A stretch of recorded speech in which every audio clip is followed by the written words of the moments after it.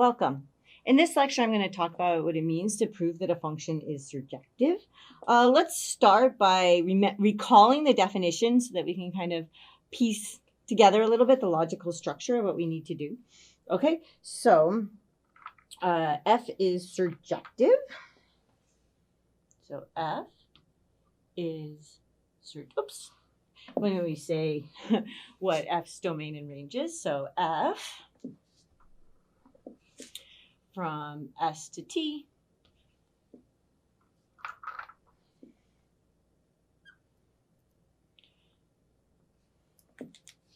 is surjective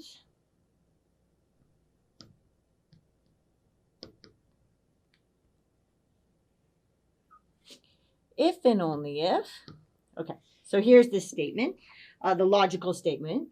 So for each t in T, so for each t in T, okay, so logically, what is this? This is for all t and T.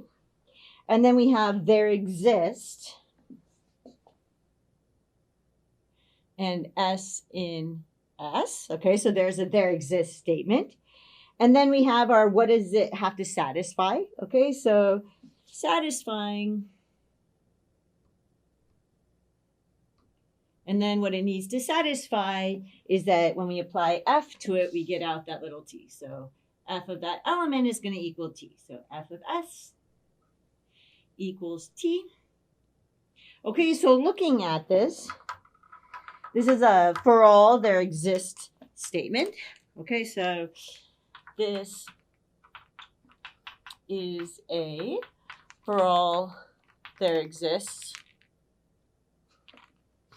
statement, right? So what do we need to do? We need to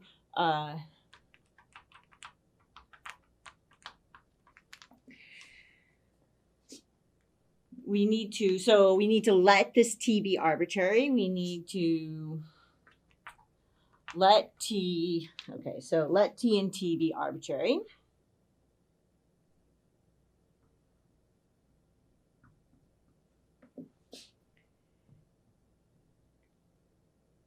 Right, this is the part about this is this part here. So this is the dealing with for all t. So this is the for all t and T part. Okay, that's how you can, that's coming into the proof. And then we need to, so one, let t and T be arbitrary. Two, find or state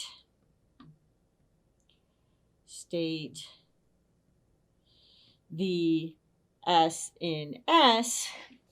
And then three, we need to show, right, this part over here, right? This is what we mean for it to work.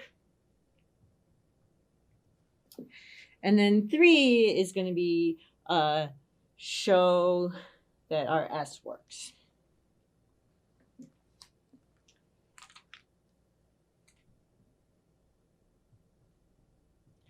Okay, so let's just go ahead and look at an example. So claim, well, let's first do the scratch for it, actually. So this is what we want to look at. So our example is going to be, we have f from the real numbers to the real numbers, where x is going to 3x plus 1 is surjective. Okay, so we do need our scratch work to actually find the S. Okay, or in this case, right, we're not dealing with a t, we're dealing with an x, but it's the same thing. Okay, scratch.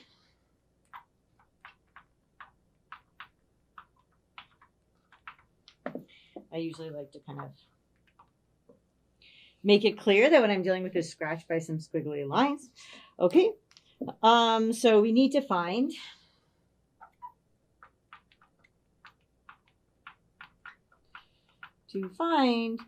for an arbitrary y in the real numbers and x in R such that f of x equals y. Okay, so for this kind of thing, we're usually just going to work backwards. But you don't know. It depends on kind of the setting. Right? But a lot of times that's what works with these kinds of things is you kind of assume it's satisfied. So don't get confused by that. Like you're just doing this to find it. Okay?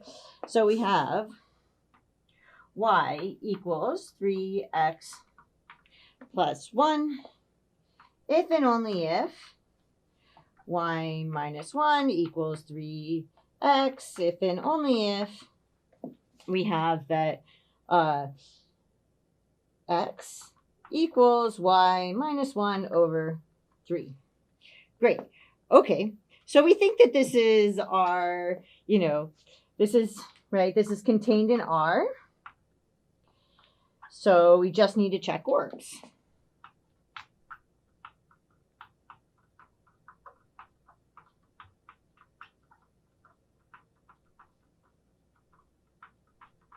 Okay, here we go. So we have f of x is going to equal, and now we're going to use this x, right? So we're going to take 3 times, and we're just going to put in this x. So we have y minus 1 over 3 plus 1 equals,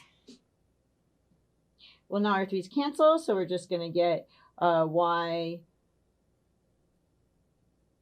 minus 1 plus 1 equals y. Okay, great. F of x equals y as desired. Okay, good to go. Now we can just kind of write this up. So we know that it works. We've checked that it works, and we're just going to show this in the proof. So here's kind of like, now I usually like to distinguish between scratch work and final product on the board so that it's clear what actually shows up somewhere. Okay, final product.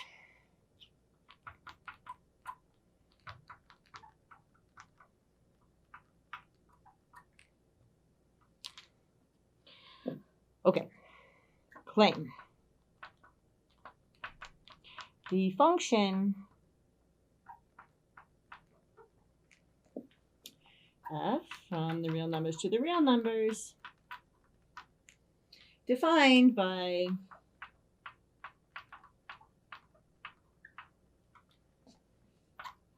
f of x equals 3x plus 1 is surjective. Okay, there's my claim proof. Okay, let y contained in R be. Let's do this just kind of like in green, like up there. Let y in R be arbitrary. Okay. And now we show that. So this is kind of like the red part. So we show that, I'm really just stating what it is. So we show that for a equals 1/3 y minus 1, we have that a is in the real numbers and that f of a equals 1. Okay. So in this, I actually do two things in this sentence. One is what I state, what what my particular value is. This is kind of like what my little s is. I also tell you what I'm going to show, which is very helpful to the reader. Okay, so now let's just go ahead and do that. Okay. Now, a is a real number since, right, we have that y and 1 and 1/3 are in R, and R is closed under subtraction multiplication.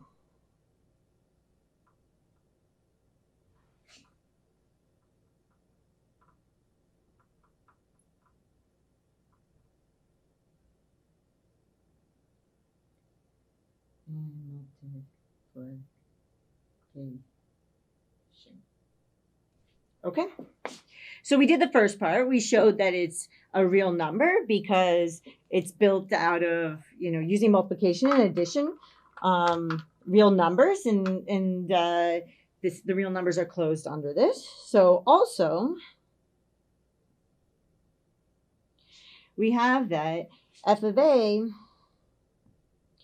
equals, so this is f of y minus 1 over 3, right, equals 3 times y minus 1 over 3 plus 1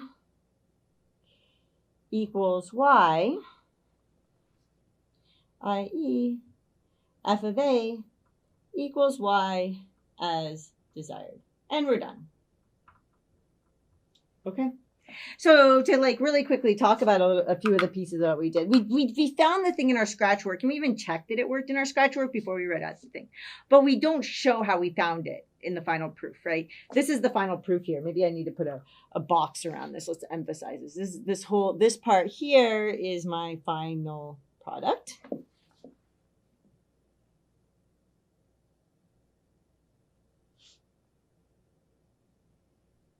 Okay. So and it has all the steps. We started out by letting y be arbitrary.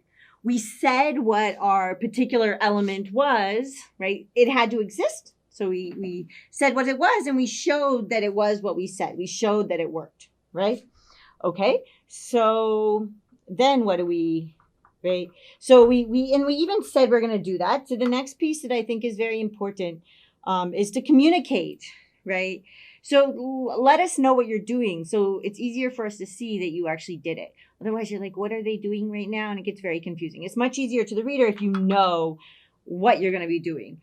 So this is where we said, this is our value. In order to show it works, we're going to show this, and this is what we're going to do right now. In the first part, we just used the closure of the real numbers under subtraction and multiplication. And in the second part, we just plugged it into the function and showed it actually worked.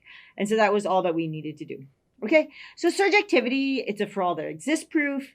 You need to let something be arbitrary and then actually find your element that's going to map to it and show that it does indeed. Okay, so I hope that made some sense and was helpful, and I will see you in the next lecture.